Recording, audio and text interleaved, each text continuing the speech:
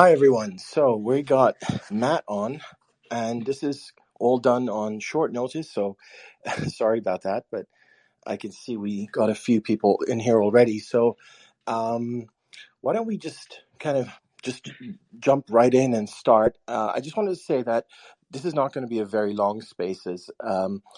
We really just want to focus on Matt's thread today on the Hamilton 68 situation, the whole Russian bot hoax, and just talk through that and its implications. So that's the idea.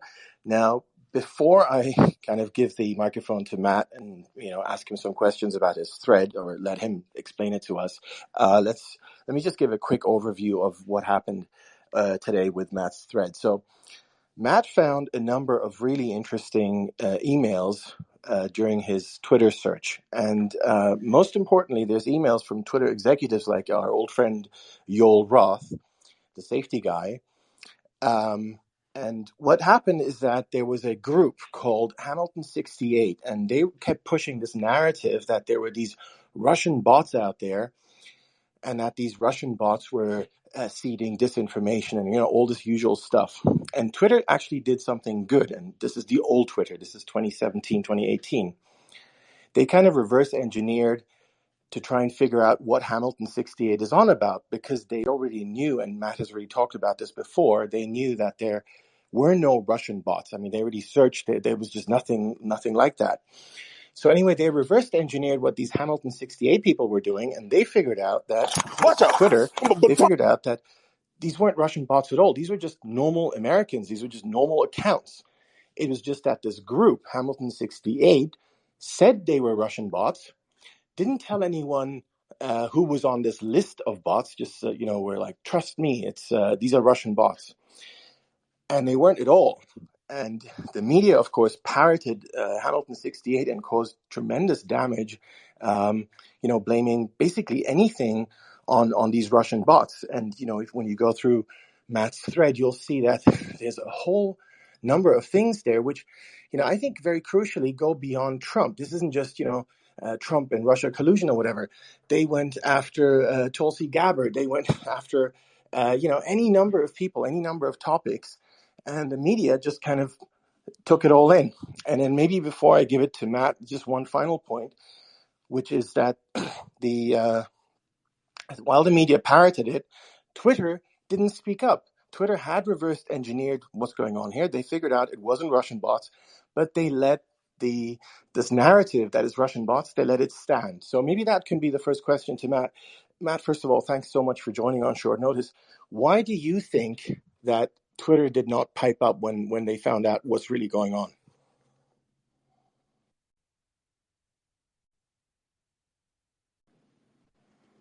Right, I can't see Matt right now. I kept pressing to make him speaker, make him whatever, and then he suddenly dropped out. So let's see if we can. Oh, there he is. Sorry about that. I tried to Not do at it on all. my desktop and didn't work. So I'm sorry. So what was the question? Thanks for having me on, by the way, Hans. Well, thanks for coming on, and especially on such short notice. Yeah, maybe first of all, why do you think Twitter didn't pipe up? So Twitter figured out what was going on. They figured out that these Hamilton 68 people, that this was just a bunch of crap. So why did they just keep quiet and let this fake narrative just run its course? Well, there's a little bit of an unknown there, and that's unfortunately one of the things that I don't have a concrete answer for. All I have are a few indications. Clearly, there was some dialogue between some of the higher ups who were concerned about preserving relationships, not just with the Alliance for Securing Democracy, but perhaps with some of the politicians who were promoting that think tank and Hamilton 68. So there was some delicacy there. You see that there were a couple of future prominent Democratic officials who were in the comms department at Twitter who were talking about playing the long game and needing to proceed with caution. And then also, actually, there's one that I didn't publish from Yoel Roth talking about how if we confront them, we're going to have to admit that we have their list. I don't know why that was a problem. And also they were afraid of maybe giving it oxygen by confronting them, which I think was a mistake, but that was another thing that they mentioned. Were you able to figure out exactly how the reverse engineering works or worked? I mean, look, I'm kind of a Luddite with this kind of stuff, but I talked to enough people who do this for a living who explained to me that this would be a relatively simple thing for Twitter to figure out. In other words, Hamilton 68 would have needed to make a series of requests, API requests to Twitter in order to create its dashboard. And the way it was explained to me, one person who would definitely know said this is the kind of thing you could assign an intern to do, which is, in fact, it looks like is what happened. It looks like Roth hired an intern to do it, and so yeah, they would have had enough information to figure that out. That was one of the first things that I made sure was true. And do you have the full list? I know I do. you only published a few of the names, and I, and you spoke to some of the people who you named, right? yeah, and I've only just kind of started going through the process of talking to everybody. I mean, I've sent the list to some media reporters, with the purpose of that being so that they could maybe try to do a story on the fakeness of all those other news stories. I'm a little hesitant to publish the list, although I may end up doing that. Because there might be some people who might be offended to see themselves even indirectly accused of being like agents of Russian influence or whatever. So I want to get a little bit of a better sense of how people feel about that before I publish it. But I do have the list, and I'm sure it's going to be made public eventually. Right. So just so that everyone's on the same page here, this is about 600 people, right? 644.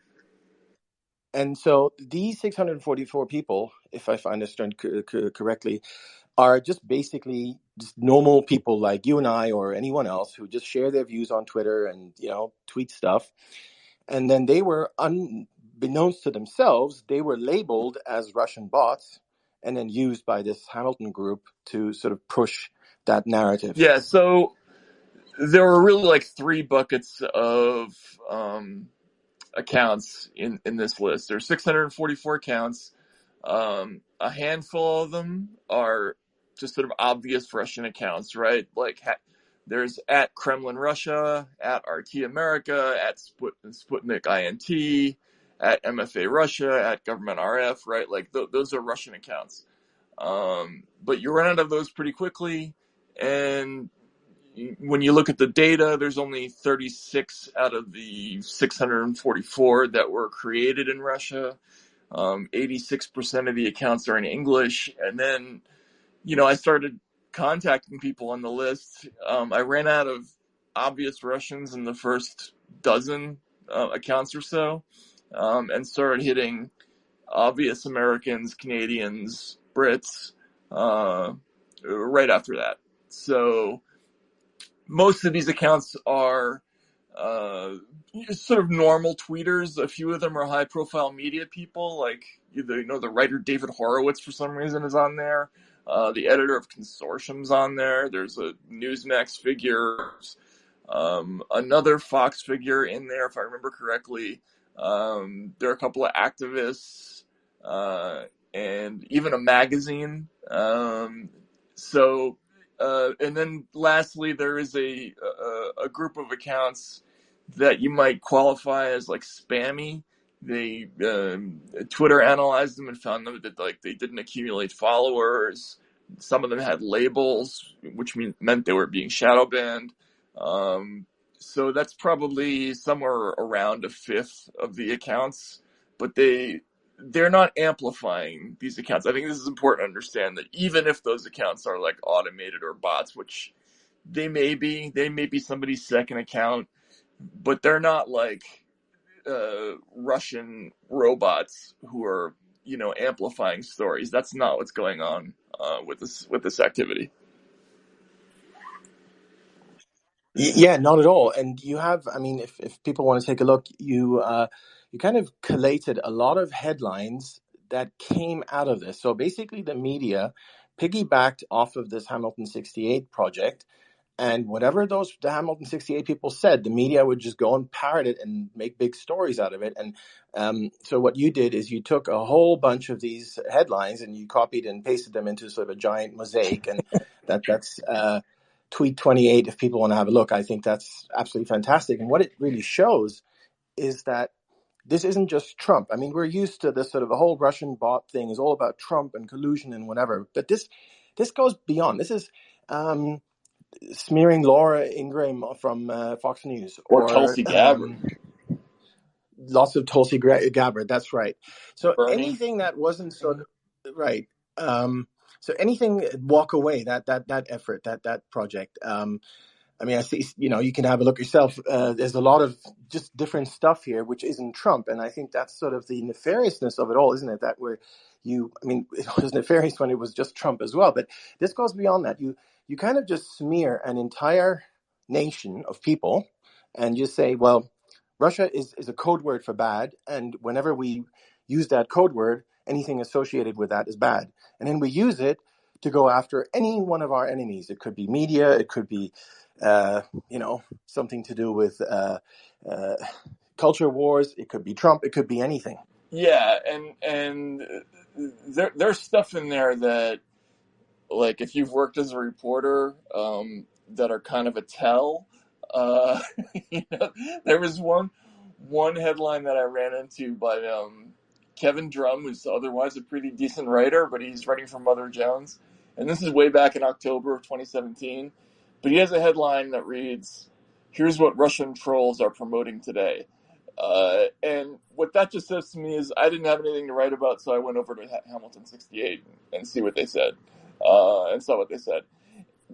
Basically, Hamilton was a service that reporters pretty quickly picked up on was very handy. Like, they could just go over there and see what the dashboard said. Like, on that particular day, Tucker Carlson was the most searched item. Now, we know, because we have the list now, that that's probably because these people were all conservatives, or there were a lot of conservatives on the list, so they were like organically searching for Tucker Carlson. But Kevin Drum sees the list and he writes, "The Russians really like Tucker Carlson." So that's the scam right there. That's the whole thing. They just took ordinary people who were doing ordinary things, but because they had this organization that was saying it was Russian bot activity, now you could say, oh, the Russians like Tucker Carlson, they like Tulsi Gabbard, they like Bernie Sanders, they like the walk away movement, they like release the memo, whatever it is. It just became like a reflex, and they did it for years. I mean, that mosaic is like a small slice of the stories. So it's kind of amazing. No, it absolutely is. And again, this idea of going beyond Trump, just using this as a sort of all-purpose cudgel, that as soon as you say Russia, not only do you get the media to jump on board and run all these hundreds and hundreds of stories, but as you point out, you also got these so-called fact checkers on there. So they too jumped on that bandwagon. So as soon as Hamilton 68 said Russia, the fact checkers, PolitiFact, Snopes, whatever, you have great screenshots on your thread, would come back and say, yep, there it is. Russian bots. Russia is pushing this or that. And then of particular interest to me, I found the academic side that you also found there, that basically academic institutions, academic papers were using this stuff as authoritative citations. Unheard of stuff. So what, in your view, would it have taken, I mean, other than just common sense, were there any simple steps that people could have taken in sort of 2017, 18 to kind of just run this down? Well, yeah. I mean, that's what's so amazing about the Snopes and PolitiFact thing, that they're using these sites as sources.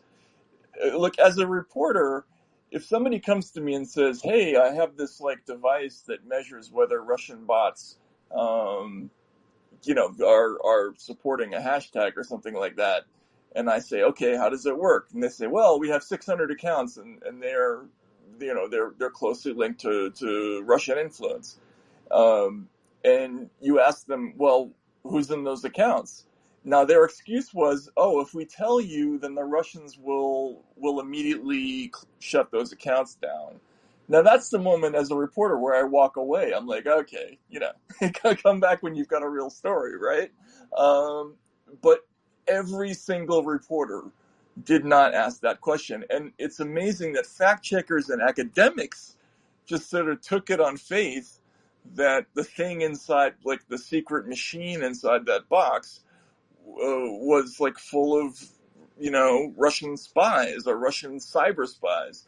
They never demanded to see it, and I think it speaks to the incredibly low level of due diligence within these agencies that it made it this far without anybody asking that question.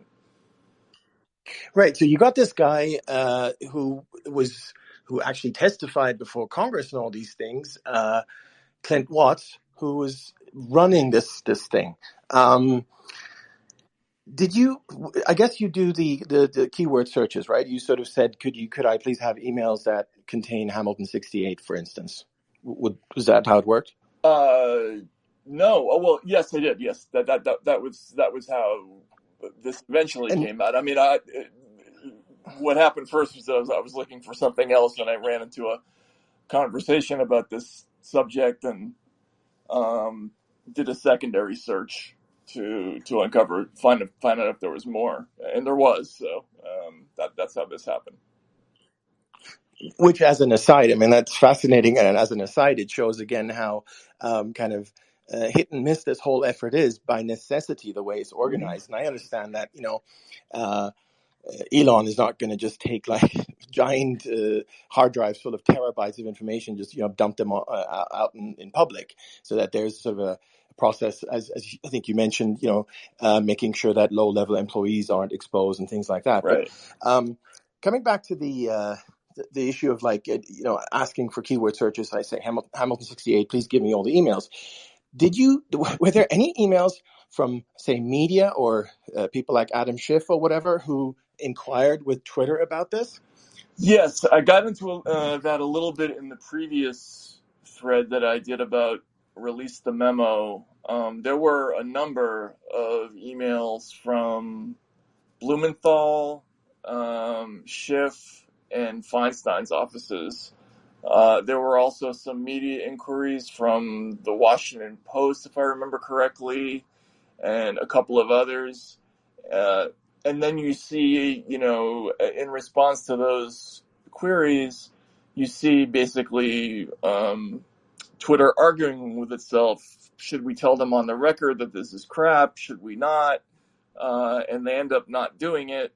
But in the case of the politicians, they were very vociferous in telling them, and I can confirm that they told Blumenthal, don't go near this stuff, and he did it anyway, right? So I think that's probably what happened with most of these reporters. They were told off the record that this thing is not, real, and nonetheless, it happened. I should also mention that there are a number of other research institutions that did stuff like Hamilton 68 that Twitter was also upset about. I just haven't found enough about those things yet to write about those. So, and then when yesterday everyone's interest was obviously piqued with your tweets. So you asked some of these people associated with this Alliance for Securing Democracy that was running the Hamilton 68 project. So you asked Michael Morrell, former CIA chief, McFaul, this crazed former ambassador in Russia. Who I know John personally, Podesta. as it happens. We're not fans of each other, but anyway, go ahead. Yeah, no, his Twitter feed is really something. Bill Crystal. So, did any of them respond to you? No, and the reason I was decided to go hostile about it on Twitter was because, look, I genuinely want to know if there's an innocent explanation for this. Looking at the list, there's almost no conclusion that you can come to other than that this is a scam, you know? And so the way I phrased it to him in my initial query was, I want to give you the benefit of the doubt. I have your list. I know you've been keeping it secret. But if there's a reason that you constructed it this way, if you have some kind of information that justifies the construction of this list, I really want to hear it. I don't want to go out there and print a fake story. But rather than answer me, you see what the result was, which tells, I think that speaks volumes as well, right? So, they weren't interested in defending their research. I'm sure they're not going to be excited when the names are released, if they're released. So that's why that happened. Look, I mean, the same thing with some of these media organizations. I wanted MSNBC to give me an answer. Like, well, did you ever ask Clint Watts, who you hired, what the methodology was? Did you ever ask to see it? Like, are you worried about that? Did you ever fact check it? And once upon a time, a media organization would have definitely answered a query like that, even if they knew it was coming from a hostile source. And now they're just blowing it off because the whole strategy is to ignore these kinds of things. Did you ever look at? Did you have? I know you've been in San Francisco looking at these things. You're probably totally snowed under. But the Alliance for Securing Democracy, this is sort of the originator of this hoax. Were you able to kind of dig into that, and who's paying for that? Well, so it's an outgrowth of the German Marshall Fund. I think in some, if I'm not mistaken, in some way it's connected to the Atlantic Council. Glenn Greenwald did a story about it in 2017 because at the time it was kind of a groundbreaking thing to see a former Marco Rubio aide like Jamie Fly and a former Hillary for America official like Laura Rosenberger, who were the co-founders of Hamilton 68, for them to kind of openly embrace and create a think tank like this. It was kind of the official marriage of Bush conservatism with Clintonian democracy, right, or Democrats. And it's obviously chock full of people who come from the security world. A name that I left out was David Kramer, who was the person, Hans, I'm sure you know who he is, right? He's the guy who delivered the Steele dossier to John McCain. So there's a lot of spooky people involved in this organization. I'm not exactly sure where the money comes from. But it's not a high-tech, high investment kind of thing. They basically just built a website and reporters did most of the work. But it is interesting. Like, I would be interested to know more about the genesis of this project.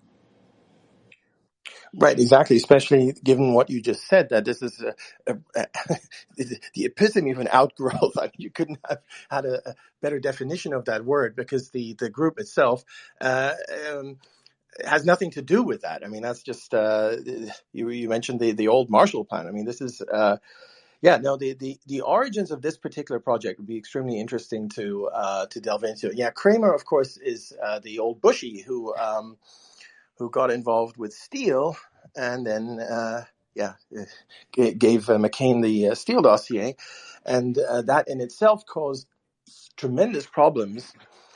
Because then McCain inserted it into the Armed Services Committee, and then that whole thing took on a life of its own. But I don't want to go down that rabbit hole. I'm just fascinated by the fact that this particular project isn't just Trump. We're so used to all these things being anti-Trump, this and that, but this is much broader. This is just basically we go against anyone that we don't like, and we just call it Russia or Russian bots, and then that's it. And as you said, academia, media, everyone just jumps on the Think bandwagon. So tanks yeah, that's too. fine. Yeah, we haven't even gotten to that, but we have a video coming out about all the different think tanks that relied on this research to do their own research. So, yeah, I mean, this thing took on a life of its own. It became a way of describing this sort of shadow subversion movement in America, right? So anytime you wanted to describe something as being subversive or maybe somehow not organic, right? You would look at the Hamilton 68 dashboard and say, oh my goodness, there couldn't possibly be an organic movement called hashtag walk away. That has to be a foreign idea, right? I mean, otherwise, there couldn't possibly be people who actually want to leave the Democratic Party. So let's call that, foreign subversion. And that's what they were doing with all of these different topics. Even the Parkland shooting, like they were on both sides of that issue, which is really weird, right? Where the message is basically we're describing Americans arguing with each other as a foreign phenomenon. So it's very disturbing. I think, I don't know, but my guess is the Alliance for Securing Democracy probably didn't know how enthusiastically the press would swallow this up. They made issues out of everything. So yeah, it's fascinating. Right, and then if we compare that again to the what we know about Russian bots, real Russian bots, supposedly I don't even say we know that, but let's just take it. Let's just assume it's true that Russian agents bought ads on Facebook for $50,000 or $100,000, whatever. It's just, again, it just pales in comparison. Like 5 minutes of these guys doing their thing trumps whatever the actual Russians might have done, and that's sort of a recurring theme. Well, right, And yeah, and sorry to interrupt you, but just think about this, right? They had people testifying in front of the Senate about how many people saw the Internet Research Agency ads, and then you had a headline in the New York Times like 130 million people were exposed to, these ads, which nobody in the world saw, right? At the time. But how many hundreds of millions or even billions of people saw these headlines, that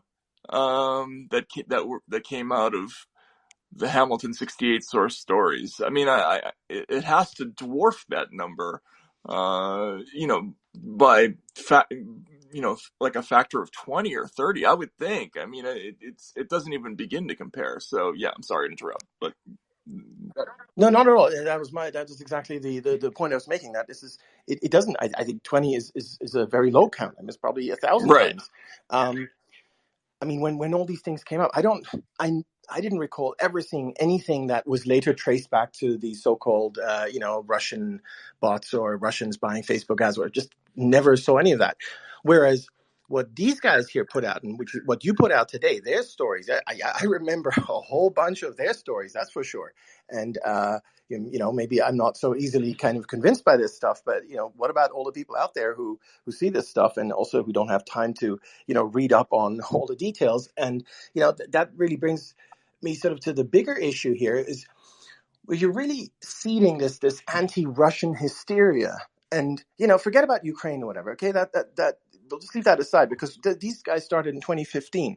And, of course, because of all this, Trump never, ever had a chance of actually making peace, or even trying to make, or even talking, just, criminalizing diplomacy. That's what these people did. And that's kind of what ended us up where we are now.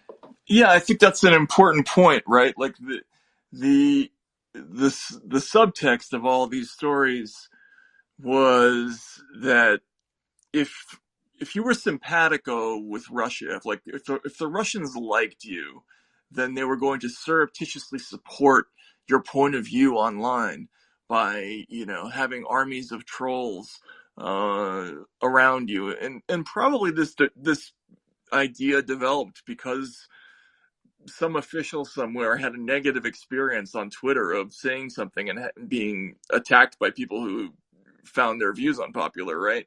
But this idea that like Russia is always around us and that there are always these foreigners who are in our midst and siding maybe with your next door neighbor or with a person you might work with or with a colleague of yours. I mean, this was something that infected the news business. I remember when all these stories were coming out, the few of us who were not so sure about this Russia story, we suddenly found ourselves pretty alone, right? Like we were nobody's friend on Twitter, really quickly, and I think that's what happened with these stories. Like it created sort of one big in group, and then an out group of people who were described as subversive, who just got angrier and angrier, and I think it did tremendous damage to American society, this stuff. Yeah, I completely agree, and I think just for instance, there's the McGonigal situation from a few days ago. So this is the FBI, the former FBI, higher up who was arrested for, he's arrested for the wrong reasons. He was charged with making false statements, but when you read the indictments, what he did is actually a lot worse than that. But we can do separate spaces on that. But there were two indictments, and this is my point. And one was about him lobbying on behalf of this Russian guy, Deripaska. And the other one was about him taking bags full of cash, which he was, handed in dark alleys somewhere in New York and so on, and several times, to, in effect, one of the things he did is open an investigation into someone who was the enemy or the target of the person who paid the money. I mean, you can't get more corrupt than that. And so this is an American higher up FBI. He did that. There are these bags full of cash. There's a girlfriend who talks about the bags full of cash lying next to the bed. And all the media, and I'm talking about both sides, and large parts of Twitter as well, we're talking about is, the Russians, Deripaska, the Russian connection, the Russians were doing this disinformation, And that's because this whole discussion has been, infected. Well, right. Yeah, exactly. Like people are missing the point that, I mean, that money could be Saudi, it could be Israeli, right? It could be from the UAE. I mean, people, I remember early on in Russiagate, somebody talking, one of the figures was going to be charged with a FARA violation. Maybe it was Flynn, right? But there was somebody I knew in Congress was laughing, like if they actually charged every FARA violation in Washington, like the whole city would be behind bars. But people, of course, they're not focused on that. The significance of the McGonigal story for everybody is going to be this idea of, our society is infected by this particular enemy. And, Russia just assumed this metaphorical significance for a lot of America and especially for the news media. Like, I was really shocked by that in 2016, 2017. Maybe it was a reaction to Trump. I don't know. But suddenly, like, Russia represented pure evil. And, now it's like we're living out the crucible every day. It's crazy. I hope we come out of this sort of mania, but, who knows if we ever will. I certainly hope so. Matt, have you got a bit more time? I know you got to kind of jump. You can't make it very long because I was hoping to get some questions in. Yeah, I can take a couple. Sure. Okay. Let's see. I'm just going to go through them here. In order. By the way, I see Brandon Straka here, but I should just mention that he's the guy who started the Walk Away campaign, #WalkAway. So, like, there were real victims of this thing. You had people who were just doing their thing organically, who, because of this dashboard, were smeared as, like, beneficiaries of foreign largesse or foreign espionage. That's not like a laughing matter. That's like very seriously offensive, and I think there should be consequences for the reporters who engaged in this kind of stuff as casually as they did. I completely agree. I mean, you could not be more grassroots than what Brandon did, and then to be, bunched up in this basket is just absolutely horrible. So I'm just gonna I'm just gonna follow the order that this thing gives me. I guess that's how long people have been waiting. If not, I apologize. So let's start with Alex.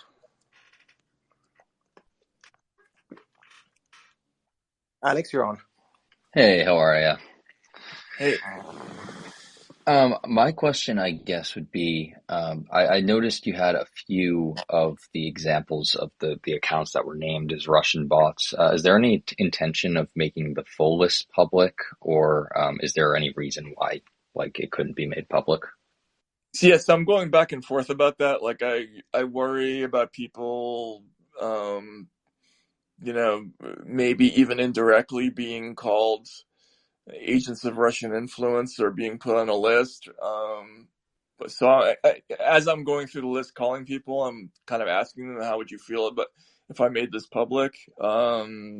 So probably at some point I'm going to do that. And I'm also giving it to media writers, as I mentioned to Hans earlier. So sooner or later it's going to be made public. I want to do it in the right way. Make sure that it's nobody's like offended or harmed by it. Gotcha. Sounds solid. Mm-hmm.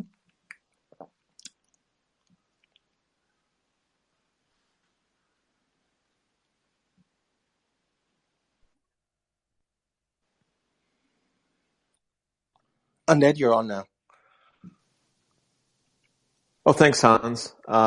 Matt, thank you for hopping on another one of these spaces with Hans. It's great to see you again. No, thank you. So I wanted to kind of follow up. I think we talked with Hans a few weeks ago, and as it relates to the IRA activity, and that's sort of the larger context that all this is taking place in. There's been allegations out there about these supposed Russian Twitter bots. So have you seen any indications that any of it was really legit, based on what you've been able to look through? So that's really a separate story, but when this first came up as an issue, Twitter initially felt that their problem level was 0, right? So when they were first asked about it in August of 2017,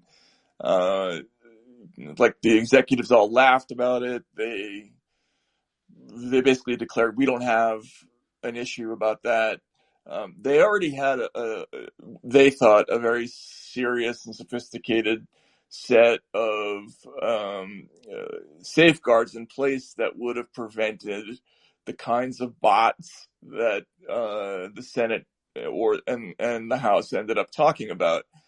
Then they went through this phase where they actually tried to count up how many accounts they could trace to the Internet Research Agency, and that ended up being a very small number. Like they initially reported it as I think the number was 22 accounts that they called high risk, and then 201 accounts that were maybe related to those accounts. Then after that, after they got yelled at by Senator Mark Warner, who called those results inadequate, they brought in an outside law firm, and then they had the outside law firm, DeBevoise and Plimpton, work with MIT, I believe it was, to do another study, after which they came up with a new number that was something like 30,000 accounts that were connected to Russian influence or connected to the IRA accounts, right? And that number made everybody happy. And after that, they stopped looking, is from what I can tell. But I think internally, they all felt the real number was 22, right? Like, I think that's what you see in the email record. And in terms of bot networks, you see a lot of email traffic, and maybe at some point I'll publish these. There's a lot of these emails back and forth between the tech people saying, I wish the outsiders would understand that the kind of amplification that they're talking about by bots would be impossible under our system. Like, we already get rid of that kind of activity if it's detected. So, like, for instance, with this list, the Hamilton 68 list, even though some of these accounts may be automated, they're not amplifying each other, because if they did, they probably would have been deactivated. Does that make any sense? Like, in other words, Twitter internally did not feel like they had a real issue. And only to the extent that they represented publicly that there were more accounts, that was, I think, much more of a political decision than they were willing to admit. And you mentioned some of the 22 were like MFA, Ministry of Foreign Affairs accounts, things like that. Yeah. So when they did their initial, they had this thing they called the Russia Task Force. The only accounts that they were absolutely sure, because what they did is they looked at the accounts that Facebook sent to Congress. So that was a pretty big. It was like 9,000 accounts overall, or 8,000 accounts overall. So they analyzed those manually, and the only ones that could be absolutely sure were Russian were like RT and maybe one other account, and then the other ones were they just called high risk, probably because they were in Cyrillic or they were created in Russia or something like that. But they did not. I have not yet run into emails from anybody saying we've got a problem somewhere, and I did look for it. It's not impossible that it's in there, but I'm not seeing it. Great. So next one on the list is Regina. So those of you who don't know Regina, she has a book out. Regina. Sorry, on not the capital Sergey Saskatchewan. She has a book out on Sergey Million. It's on her Twitter, so I recommend everyone go there and buy it. All right, sorry, go ahead. Sorry, Hans. That's Matt. Great thread. Well, thank you. One thing struck me today on your thread, talking about Hamilton, was the board, and two people struck me that when I went to PutinCon, believe it or not, that's a thing, in March 2018. PutinCon? What is PutinCon? It was Gary Kasparov started it. It was the Human Rights Foundation, and the speakers all talked about Russian bots. Tumas Hendrik Ives, David Kramer, Luke Harding, Michael Carpenter. The list goes on and on. But what struck me that was interesting was, especially with Kramer and Ives, are both on the board for Hamilton, and like Hendrik works with McFall at Stanford. So you kind of saw this pattern with a lot of these propaganda people way back. But with Tumas, he was spouting like 85% of the bots were from Russia for the Catalonia uprisings and from Venezuela. The Brexit were all Russian bots. And like Hans is saying, this is international. It's not just Trump. It's not just partisan. This is a huge, huge transatlantic propaganda push to war. And they did a great job because they were successful, So I just wanted to say that. But all right, thanks, guys. No, thank you, Regina. Yeah, there's the, I forget what the British outfit is called, but they have Integrity Initiative. Yeah, exactly, right. Like, so there's something like that going on in a bunch of countries where they've created this new sort of genre of research that is proliferating all over the place, in not just in the United States, but in Canada, in the UK, in France, in Spain. And they're ostensibly in the business of hunting for like foreign influence campaigns, but when you actually drill down into it, and you look maybe months later at all the headlines, like for instance, there was a lot of hullabaloo about the French elections at one point, and like hashtag Macron leaks. But it was sort of quietly admitted later that there was no real Russian operation there, and that was really all for nothing. I think it's kind of like an academic scam. I think. Exactly. Yeah, I mean, And Matt, mhm. one other thing, Undead has been doing a lot of research on the new knowledge on the NGOs more domestically, but it would be interesting to look into when New Knowledge and the Democracy Integrity Project hooked up, which is John Podesta, who's also with Hamilton, and they started a group called Disinfo 2018, Mhm.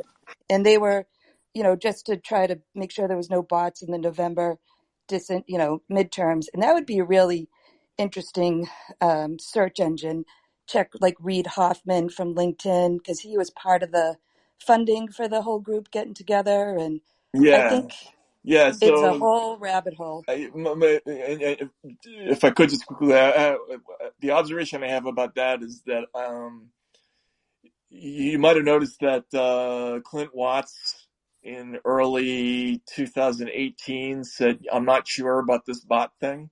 Um, so I think they realized that Hamilton 68 was a problem, right? Like maybe it might even have been because they got pushback from Twitter.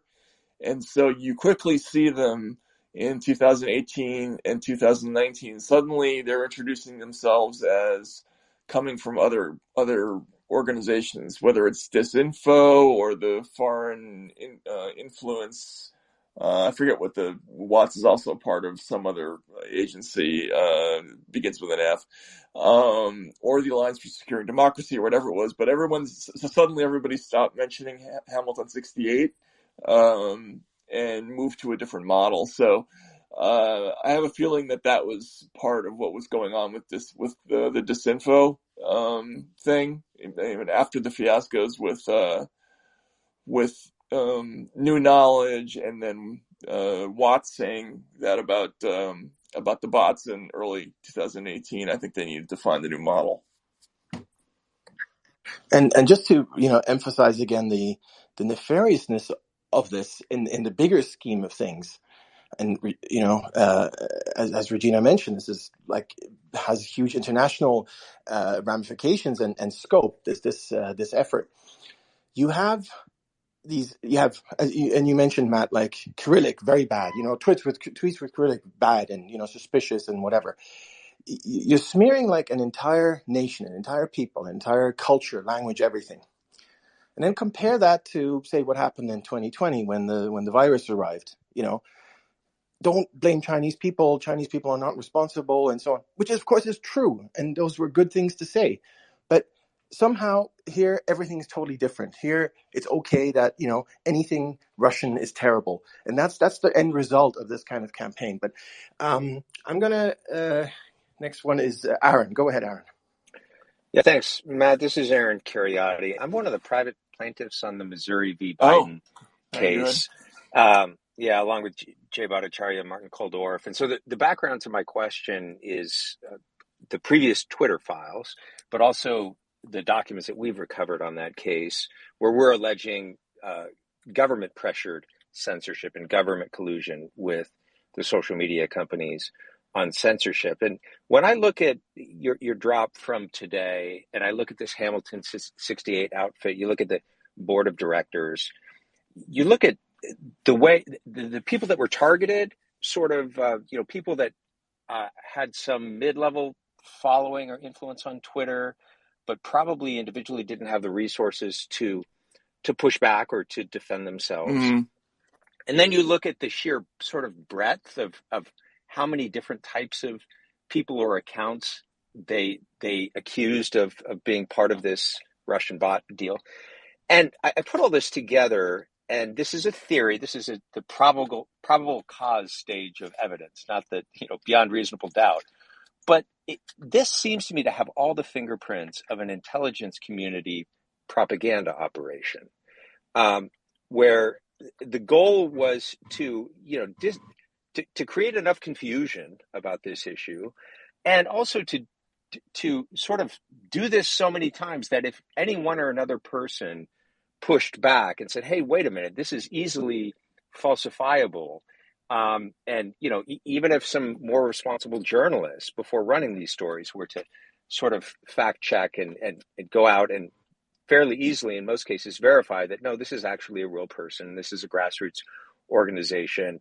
Still, they were doing it so much that even if, I don't know, 10, 20% of these efforts went through and made it to the newspapers and started to spread the story, that would have been sufficient. So I guess my question is, what is your sense of,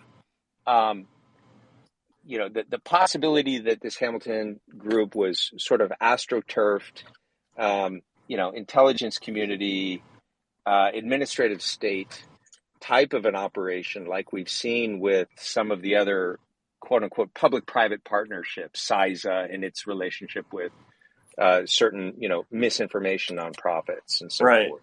Right.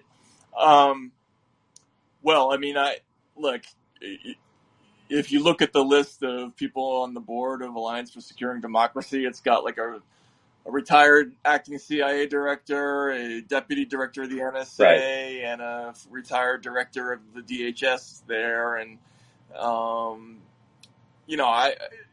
it's not hard to imagine. And obviously Clint Watts himself is a counterintelligence agent.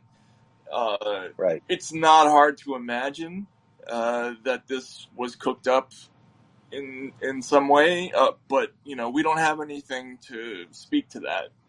All we have are indications. I think the composition of the people of the names behind this effort kind of speak for themselves. But it certainly would, as I said to Hans before, it would be really, really interesting to learn more about the origins of this particular operation, like how they came to fund it, whose idea it was. Right. Like, I think all that Right. stuff would be really, really interesting to know. And I hope, I wouldn't be shocked if litigation emerges from something like this. So maybe we'll find out, and that would be great. So, but I appreciate the question. Yeah, very good. Thanks. I appreciate your comments. Hans, I got to run. I'm sorry. Thank you so much, everybody, if that's okay. Thanks, Matt. Thanks for joining us. Thanks for your time. Take care, everybody. Thank you so much. Take care. Okay. Bye.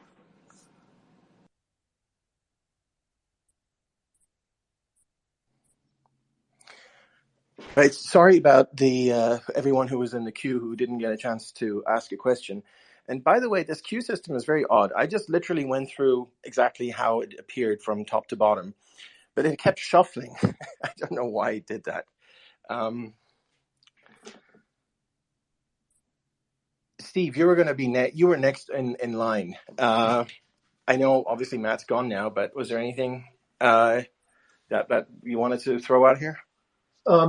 Yeah, a couple of things. One thing I was going to suggest to Matt when he was wondering how to release the names, is to at least offer people to confirm to people who asked whether they were on the list. As somebody that would be, I think there are probably various people who'd be interested in knowing. A second observation on Watts, before Hamilton 68, he was very involved in Syria controversy, and he took a variety of very strange positions in that, where he was basically trying to sanitize U.S. cooperation with Al-Qaeda in Syria as a way of sticking their finger in Russia's eye. And in that capacity, he was already developing concepts that anybody who disagreed for the kind of peculiar support of U.S. intel agencies for jihadis in Syria was somehow Russian disinformation. So I think one can trace back some of Watts's tactics a couple of years earlier. The other organization that was seems to be a predecessor to Hamilton 68 was an organization called Prop or Not, which came out of Ukraine, and they were labeling. This would be in late 2016. Labeling anybody that was critical of the Ukrainian nationalists as Russian bots, and so those two seem like predecessors to Hamilton 68. So I'll sign off. Helpful background. Yeah, thank you for that. So again, apologies for anyone who didn't get a turn. And I will look into this, how the turn thing works, because it literally keeps shuffling names. So some algorithm is sorting out who goes to the top, I guess. I don't know. Anyway, just Nick was next on the list. So go ahead, Nick. I'm sorry, can you hear me? Yeah, we can hear you. Perfect. All right. Well, congrats on having Matt on. He did a damn good job. I think he is a a great asset to Twitter and what Twitter 2.0 especially. I did want to ask him about several things about oh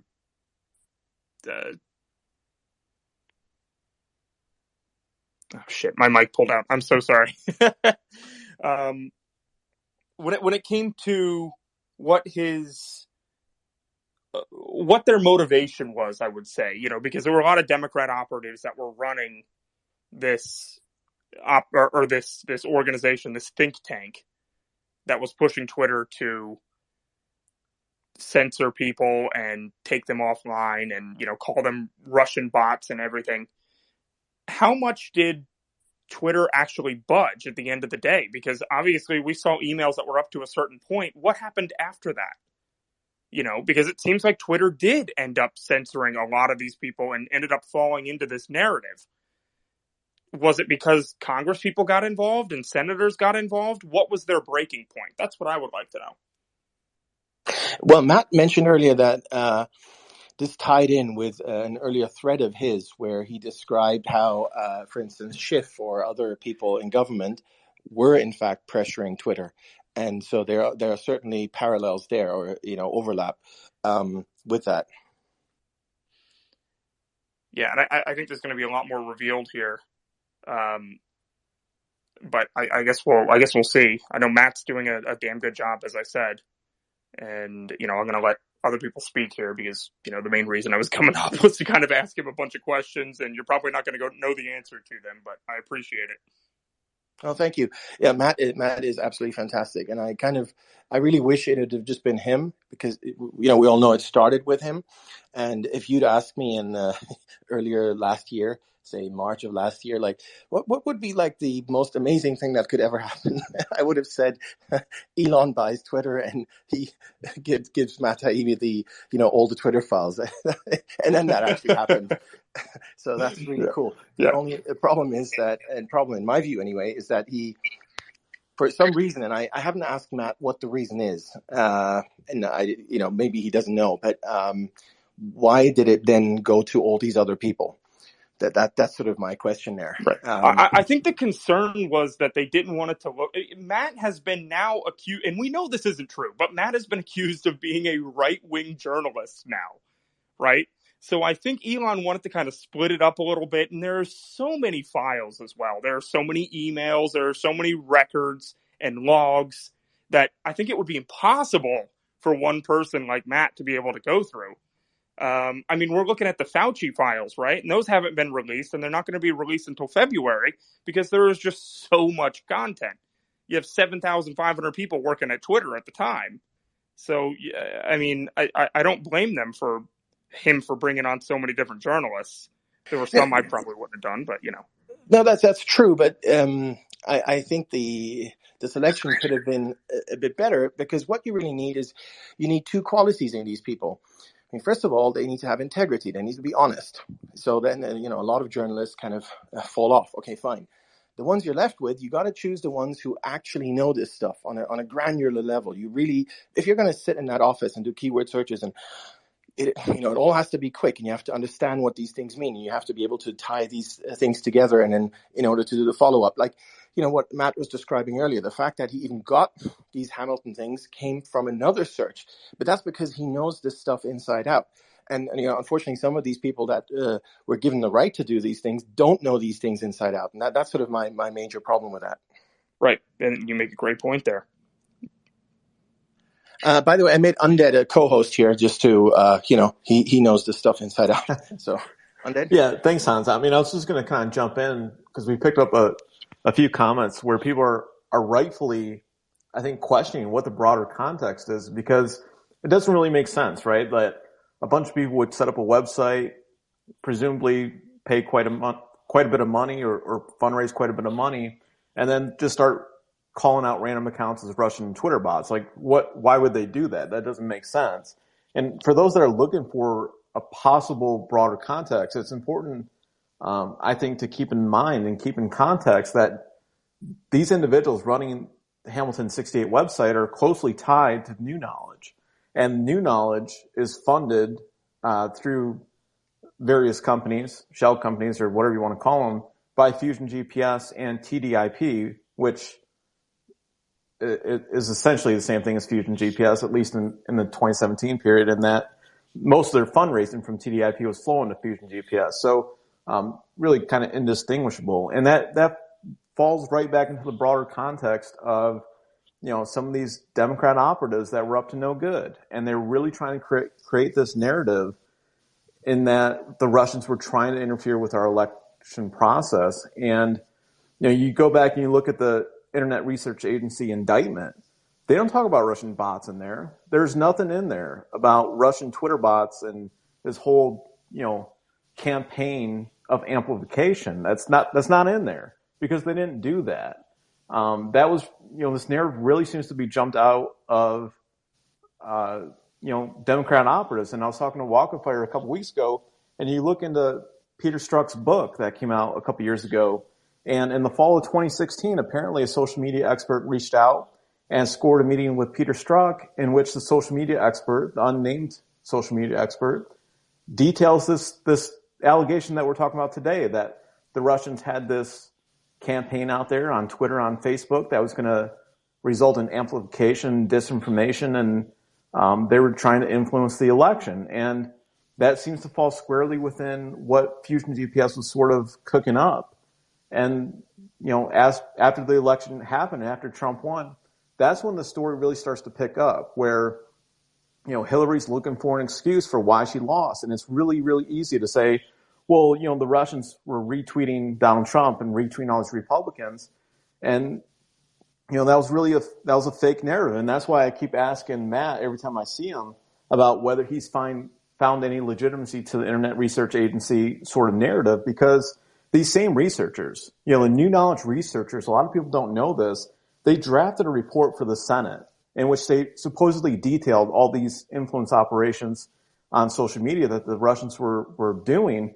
But then in 2017, they were found to have created thousands of Russian Twitter bots themselves, the same researchers. And that poses the logical question, okay, did the Russians actually create those Twitter bots in 2016? Or did these researchers just make it up? Or did they create Russian Twitter bots? Because it's too remarkable to have a group of researchers report on a subject and then turn around within months and say, yeah, they're actually doing it themselves, right? Like that just doesn't make sense. So once you start grouping in Fusion GPS, and of course that's a really convenient place to go to, I think it's highly likely, but I don't have certainty whether or not this narrative is really being pushed by them, but I think that's probably the likely context that'll be coming down the road at some point as we get more reporting from Matt. And you do bring up a good point here, and I think it is worth noting. I did mention this on Mario's Space earlier, that John Podesta, who was the former campaign chair of Hillary Clinton's presidential campaign in 2016, is on the board of the think tank that was pushing this to Twitter. And that is one of the biggest parts about this, one of the biggest bombshells that Matt Taibbi released today. You also had John Podesta's niece that actually worked at Twitter as well, and she was implicated in a previous Twitter files drop. Yeah, well, you have to remember too that John Podesta played a crucial role in fundraising for TDIP and Fusion UPS, entities that were funding New Knowledge. So keep that in mind as you think about John Podesta. Right. And it's also worth keeping in mind that he is still one of the top Democrat operatives in the country to this day. So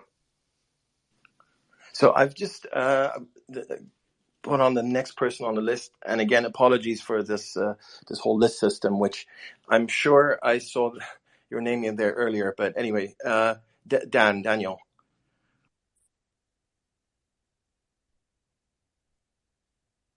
I don't think he's up. Oh, now he is. Yep.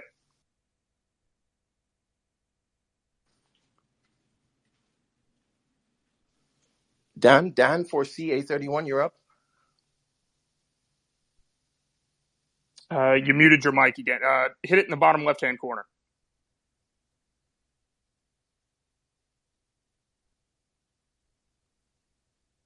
It was on, but now it's off. Okay, we'll go to Bobby, who's next on the list. Bobby, you there? Hi. My question is, do we know if anything is changing with regard to access of data at Twitter? Are there still pipelines of data going out to the data miners and to the agencies? And have any of the agencies backed off because of Twitter files? No, we don't know, but it's a really good question. What we do know, in particular, there was I think it was Dave Rubin who put out a thread yesterday. He went to speak to Elon about all these problems that they're having, and it just seems like the infrastructure that Elon was presented is so kind of intracted and complex, and it's just like got traps everywhere, and it's just this giant mess. And apparently Elon said, maybe the best thing would be to just kind of press the reset button and just put out, a whole new package, because then you don't have to deal with fixing all these old problems. So I know that's more on the sort of software side, but if that's the case on that side, I mean, who knows whether they've addressed this other side that you're talking about, the data mining.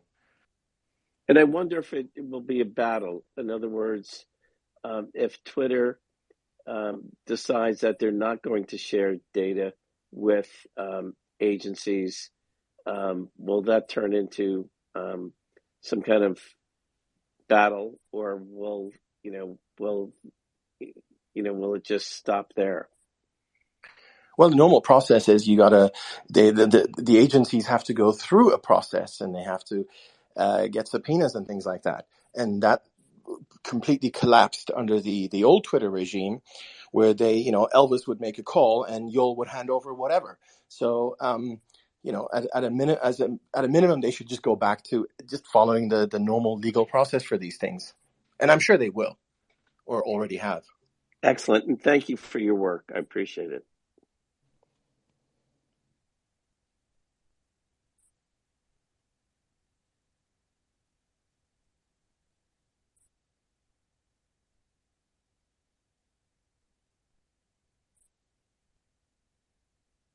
All right.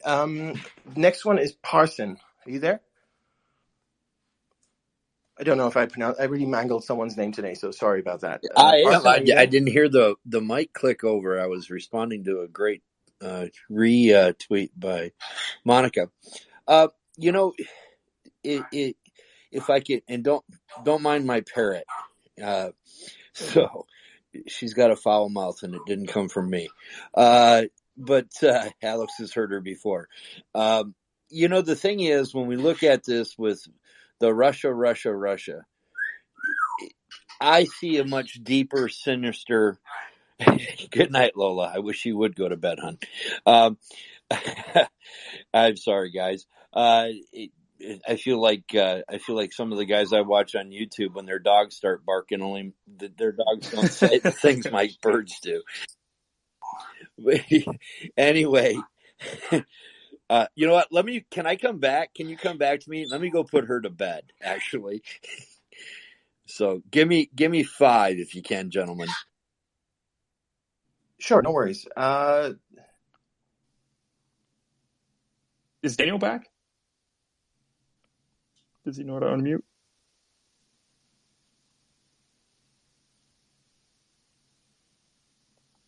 Guess not. Next one on, well, the list that I'm presented here is Jack. Jack, are you there? I don't see him up here. All right. Dylan, you there?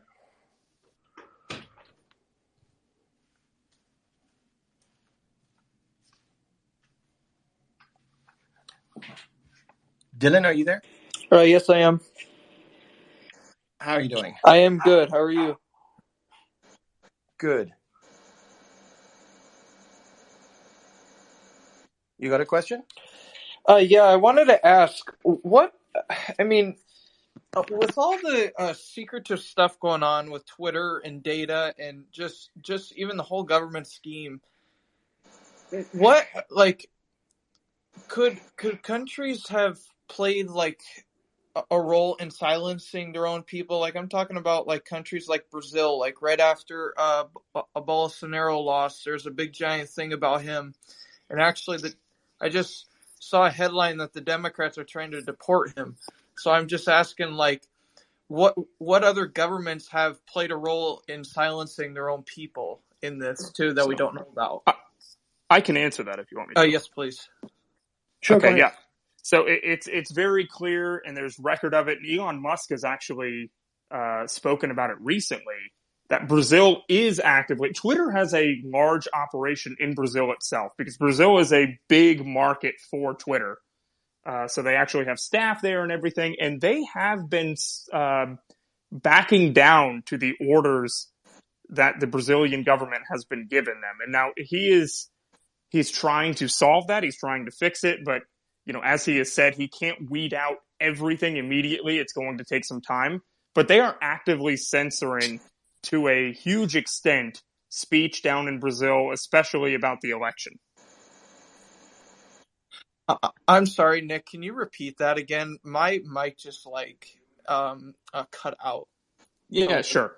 Long story short, Twitter's operation down there in Brazil is actively censoring tweets, tweets and spaces even that have anything to do with the Brazilian election from last year, Bolsonaro versus Lulu, where it's pretty contested, as we saw during that riot a few weeks ago. So yes, that is a continuing problem, and that is a true story that Elon Musk has acknowledged. My question is, why are the world still at war? Why can't we just find peace with each other? Money and power. But if that is the gongles of the world, and we are stuck in between, surely our words are more powerful than their actions. Who are you referring to? I'm referring to the people who are trying to fuck up our own way of living. Well, I don't want to hijack this space and get too far off topic. So, yeah, I want to actually go back to the previous point about Brazil. The same thing happened in India just this week, where there's a video going around about Modi, and the Indian government wants to suppress it. And Elon's really between a rock and a hard place. And what is he going to do? The United States is the only country in the world that has a First Amendment. That cannot be emphasized enough. I mean, people assume, you got First Amendment everywhere. No, you don't. In Europe, it's like, yeah, free speech, but with restrictions. If the restrictions are reasonable or whatever, come up with all this kind of stuff. India, a common law country, but they don't have a First Amendment. So the governments in Brazil, not common law, but they don't have a First Amendment either. So the governments can come in and just bring down these edicts and like, okay, no, you got to shut this down. You can't show this or that. And what's Elon going to do? I mean, if he's going to operate in that country, he has to abide by the laws of that country. It makes it all really, really difficult, So there are a lot of people tweeting at him this week about, upset about this Indian video. But I really don't know what he could do. Well, see, the problem is India has over 1 billion people, right? And they have a large presence on Twitter as well. So, yes, what does he do about it? Because India has made it no secret that they will ban you. They will ban your websites from their internet if you do not obey what they want you to do. So it does put Elon Musk in a really tough spot. So in a monetary sense, it would be terrible for him to lose India. But from a standpoint of principle, if he is a free speech absolutist, he'll tell them to go pound sand. So I guess we'll see. And then there's the EU as well. We've all noticed how he's been quite nice, Elon has, with Macron, for instance. Macron sent a commissioner to Brussels, and this commissioner is in charge of these kinds of things in the EU, and that's 500 million people. And of course, they don't see free speech in a First Amendment way. They keep talking about they have all these hate speech laws and all these restrictions and so on. And so the European Commission has been talking about, Twitter is so terrible because they allow all these things to be said or whatever. So that's another tightrope walk that they haven't done anything yet, but that's always sort of there on the horizon where they could just come and ban Twitter in Europe. I don't think that's going to happen, but fine it, or they fine Facebook some billions of dollars. Things like that could easily happen. So it's not easy, and I think people don't realize it goes. All the stuff that's happened in the United States is crystal clear. You can't have Fauci and Mark Zuckerberg coordinating about suppressing speech. You can't do all these different things, and of course you got the Missouri case, which is fantastic, but none of that applies in other countries, and that's a huge problem. Anyway, let me bring on LQ, who's next on the list.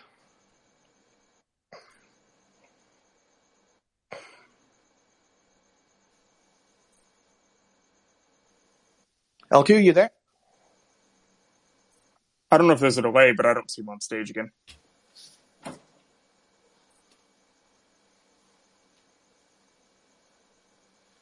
Let's try Heath. That's the next name. Heath, you there?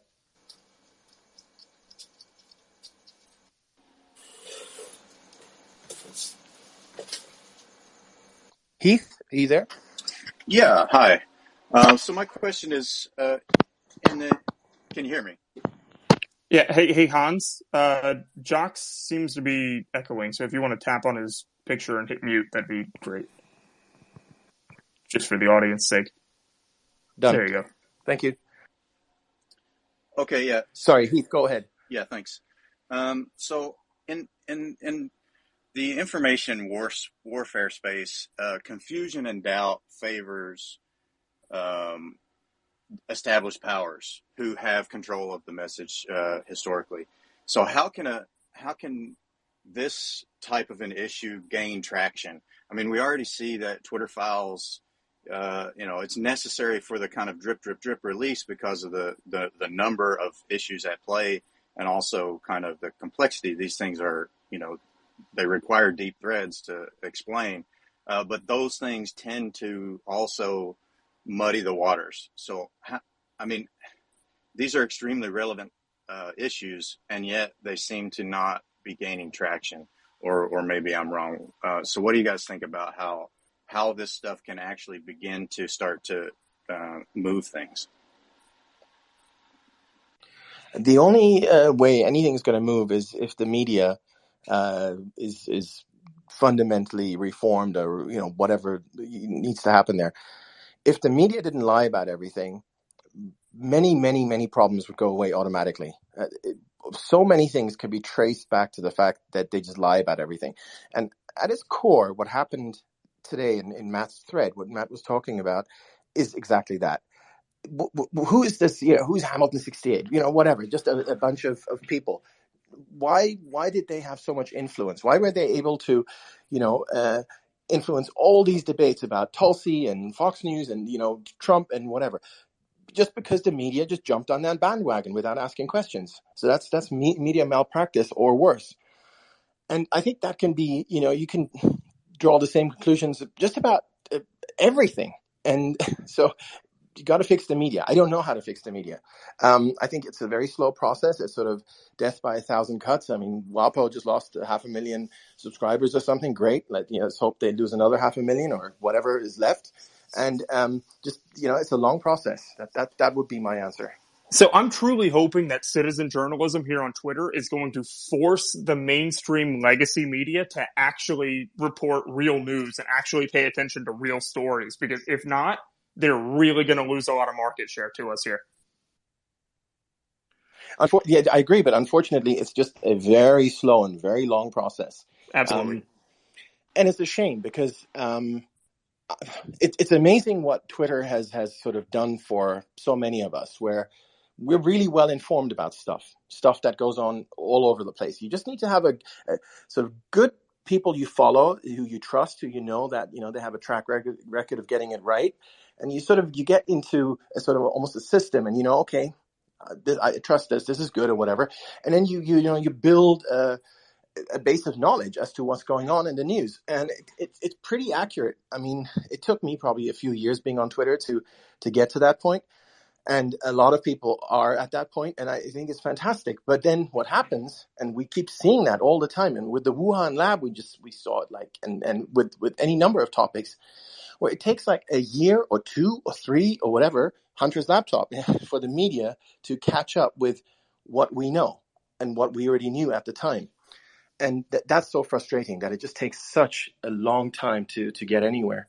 I'm going to disagree with that last part real quick, though, because they knew damn well that this was a true story, but they didn't want to obviously report that at the time because it was that would have been a dent in Biden's election campaign. So. Yeah, no, they knew, but they're dishonest. But the point is that anyone could have known if they'd just come on Twitter. Right. And if they just followed the right people on Twitter, anyone could have known the facts at the time about pretty much any topic whatsoever. The answers are there. And this is so frustrating. You have the answer for almost any issue. It could be, it could be even non-political. It could be financial or, any number of things. And you just can't get it out because people still, watch this stuff on mainstream media. Right. Adam, you're next, but I don't know why I can't get you there's no button for you to talk. Adam, are you able to talk? Is there a microphone button? I don't see him on stage either. If you go into your toolbar on the bottom, hit the speakers thing. If you have outstanding invites, cancel them all. Then it'll let you bring them up. Spaces is glitchy as hell, so. I'm on a peculiar headset. Can I do a sound check? No. Everything's fine. We can hear you. Okay, fantastic. And thank you so much for hosting this. And I see Alex is here, so thank you very much. And my question is kind of a collective question. Because because you have access to Matt, which is kind of a remarkable thing. He's my favorite of the Twitter filers. If there could be a follow-up, then I'd like to pose this question to him, and maybe you can kind of initiate that even just through Twitter. It doesn't have to be through a Spaces, but just through a tweet. Is a lot of people have been excluded from Twitter files, and particularly those people who are most kind of tormented by the old algorithms and by the old kind of policies and the biases that the staffers had. And I recall during the early days of, for example, Deplorable, which was something that Jack Posobiec and Mike did, Twitter was used as kind of a messaging app, and it was used to give a lot of environmental cues for how to attack, where to assemble, how to convene, who the targets were, who was accessible. I think the same thing happened, if I recall, also with, was it Rand Paul?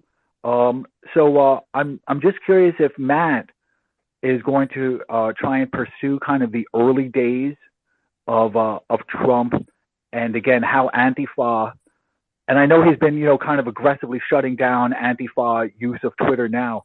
But if he could look at kind of the previous regime, if he could look at the previous regime, and if there's a lot of information there about how much information they knew about how Antifa was using it, and whether there were other kind of nefarious agents within it who were permitting it, who were knowably permitting it. So my question is really, is that something that you can ask Matt about either through Twitter or in another upcoming spaces? And I'll mute now. Sure. No, thanks for that. I'll ask him. And I think Antifa is a fantastic kind of keyword that hasn't really been explored in any of the Twitter files so far. And it would take some effort because you'd have to, the word itself wouldn't get you very far. You'd have to search for particular people and things like that. But, one kind of overarching point which struck me from today's Twitter files from Matt, and we broached it briefly earlier, is that the guys at Twitter weren't even like that terrible, if you know what I mean. They knew what was going on. They called it out. They knew it wasn't right. So they didn't sort of play along and say, oh, this is fine. And yeah, the Russians or whatever. They called it out for what it is, bullshit. The trouble is that they then didn't follow through. They didn't act upon it. They didn't warn us. They didn't, do anything. And as someone else, one of the questioners said earlier, they probably, and this is something that ought to be explored, they probably also put those people, the 600, on some shadow ban and whatever lists, which, then of course that makes it a lot more terrible than just not speaking up, which is terrible in itself. But the just coming back to that main point, like, what is it about these people that they knew that it was terrible? They talked about it internally, that it's terrible, that it's a hoax, that this is not true. And then they just let it be. I mean, I'm not looking for an answer or whatever, but that's something that people need to be held to account. And Alex also, while we were on this chat, I saw tweeted out, fantastic question, to all these. Remember earlier we talked about Matt, who had compiled a bunch of headlines that were all based on this Hamilton 68 hoax. And Alex tweeted at all these people, the entire media, when are you going to apologize for this? Of course, probably not, but we need to keep pushing because it is a giant hoax and it couldn't have happened unless the media had just parroted every single thing these Hamilton 68 people were saying. Parson, go ahead. All righty. I love this space and I love the people coming up and asking questions as well. Quality people all. So I'm gonna throw this out as somewhat of a deep dive. So if you go back and you look up people like Jeffrey Sachs, okay, and here's a guy that was appointed by the Bush administration to help put Eastern Europe up on a firm footing after the fall of the Soviet Union. And part of that, Jeffrey Sachs had assumed, and he's the dean of an Ivy League school. I don't want to get him in too much trouble by saying his what school. He's actually the dean of finance, the finance department. And this guy tells a story that kind of makes you shudder. And that story is really this simple. It has been the goal of the U.S. State Department since 1991 to break Russia into pieces. And he stayed at that position all the way up until 1994 when he just couldn't take the hypocrisy anymore. And he couldn't stay, he's seen what the State Department was doing. And when we look at the actions of Newland and we look at the actions of this government and we look at the actions of our media, and I'm just going to say this, the media is never going to change. They never admitted a lie. Fox News early when the SMO started played that same video over and over of that woman coming out on the stretcher and then reporting that she died, and it was all a lie. And it was worse than a lie. Can you clarify what are you talking about? What's the just for the audience? Early in the war, so in Mariupol, when the big battles were going on, you have this hospital in the center of the town, And Okay, you're Anzioff talking is about set up. Ukraine. Okay. Yeah, I'm talking about Ukraine. And you can't talk about Russia and not talk about Ukraine at the same thing, because my point is everything that you have seen when you talk about this Russian box story and everything that you've seen them do with Russia is intentional. They're blackpilling America, and they've been blackpilling us since we were young. We have you can right on into Hollywood. You take Secret Lives of Pets. Who's the bad guy in Secret Lives of Pets Part 2? It's a Russian. I mean, we are continually blackpilled about Russians all of our lives. I'm probably one of the older people in this room, but my point being is I no longer see. I see a total effort in its backed. I mean, it's backed. I mean, the evidence is there. Our government has been trying to cause the collapse of Russia and break it into different and separate smaller provinces to dominate it for over 3 decades, and you go back in time even longer. And when you look at the lies that are being told today, every day lies are being told. They were told on the Senate floor this morning and yesterday. Lies, just straight up lies. And you can confront them with the truth, and what's going to happen? You're going to get blocked, quieted. I mean, that's what's going on. But as far as the media goes, and I'll land here, they don't need a lot of viewers. CNN has proved they can make money on 125,000 viewers. Why? Because they're selling ad time, and then they're writing stories to go with it. Brought to you by Pfizer, brought to you by Northrop Grumman, brought to you by Raytheon. Trust me. They don't care what we think, and the numbers don't really matter either. They are a propaganda machine. All of them are, and I'll land there. Absolutely, but it's the entire. That's right. It's the entire ecosystem that sort of keeps this machine alive. The media machine. It's the ads. It's the fact that you don't even need that much money to stay alive. It's these shadow groups in the background. It's people like Jeff Bezos, but it's also other things which are kind of more abstract but really powerful. So, for instance, you can't get on Wikipedia unless you have one of these fake news media links. You can't say anything. So, citation missing. And the citation has to be from one of these fake media outlets, and it's all lies. So that's sort of, you're just stuck in a vicious circle. There's no way to get out of that. And it applies to, academic papers and, what we talked about earlier. It's okay in an academic paper to quote Hamilton 68, right? But it's not okay to quote someone's Substack because, that's not a proper source. And you could write a whole book about these problems, and it's just going to be so difficult to get out. But, we talked about that already. If I could Sure. add to this, Hans, it's our job to do that now. And at least Elon Musk is giving us that opportunity. But I will tell you, my personal opinion is our government and the professional service agencies and just go to other people's money, opm.org, which is a government website by government employees. Everything we're talking about here, they literally put it in black and white they show graphs on how much they're controlling of the country now that the bureaucracy has. And they're using they don't hide anything. We are today's Soviet Union, and I'll just land there. I mean, we're totally screwed right now. We are so black-pilled as a nation, it's incredible. Go ahead. To Parsons' point, I think, we're on the clock. That's what's so critical about all this right now. I know, movements take time to build, and the message takes time to kind of gain momentum and get out to the broader audiences who are more stuck with the, traditional forms of media and networks and so forth. But, we see escalation after escalation and the brinksmanship that's at play in the situation in Ukraine. And these kind of things, it's, I think there's a danger to this kind of a pattern that makes that one could almost feel as though, we have infinite iterations of this game. And of course, that's not how brinksmanship works, especially when you have nuclear powers involved.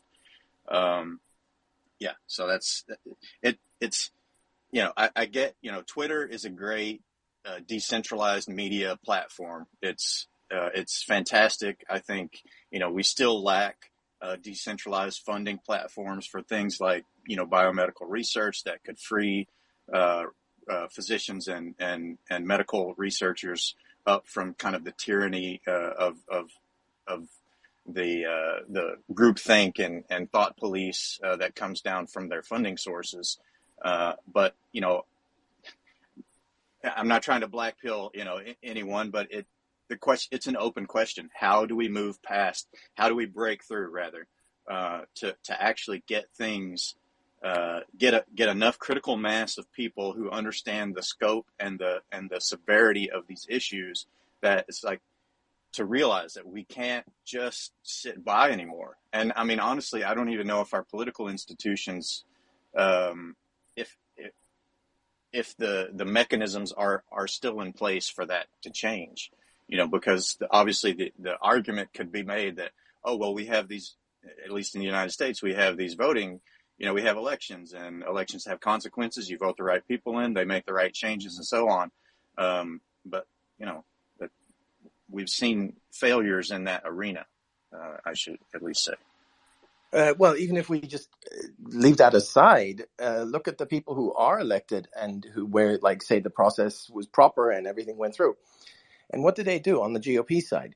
They go on these fake news shows. I mean, I'm just flabbergasted each time when I see these people with Chuck Todd or whatever, these serial liars. Why on earth would you go on that show?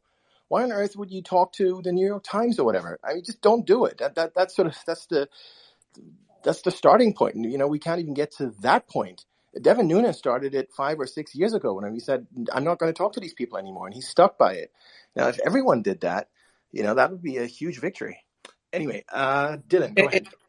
I was going to say, there's a reason why, here, I'm going to bring up Ron DeSantis, for example. So The View on ABC, The View wanted to interview Ron DeSantis. Ron DeSantis was like, hey, I don't want to go on here. You guys have defamed me, so much. Why should I go on your show? And plus, also, he wrote a statement, if you guys remember, on...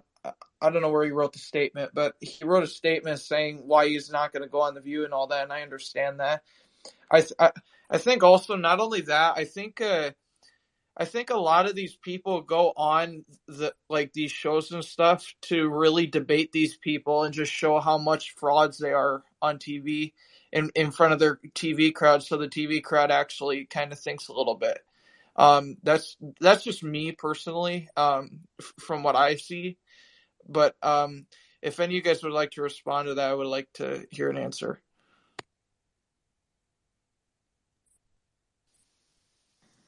Can you repeat a short version of that question? I can probably answer.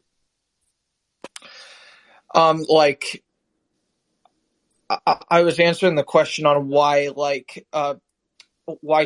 senators and House representatives, even people in the GOP, go on TV is because to debate these people in front of their crowd, so they make them look like idiots in front of their crowd. Oh, gotcha. So it was rhetorical. I got you. Yeah.